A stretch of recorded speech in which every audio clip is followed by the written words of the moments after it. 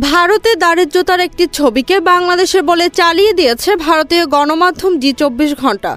ছবিটির বর্ণনায় বাংলাদেশের দারিদ্র্যের মিথ্যা তথ্য যুক্ত করে তা জি24 ঘন্টার ফেসবুক পেজেও প্রকাশ করা হয়। এতে দেখা যায় একদল শিশুকে থালাবাটি হাতে সারিবদ্ধভাবে দাঁড়িয়ে আছে, যা দিয়ে তারা বাংলাদেশের অর্থনৈতিক অবস্থার চিত্র তুলে ধরার অপচেষ্টা করছে।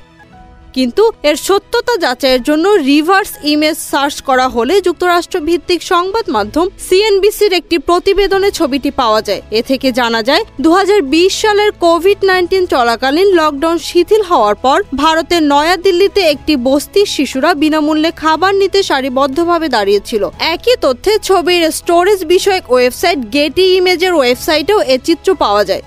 সুতরাং বাংলাদেশকে অপদস্থ করতে ভারতীয় গণমাধ্যমে উদ্দেশ্য প্রণোদিতভাবে এ ছবি প্রকাশ করেছে। Z news, Dhaka.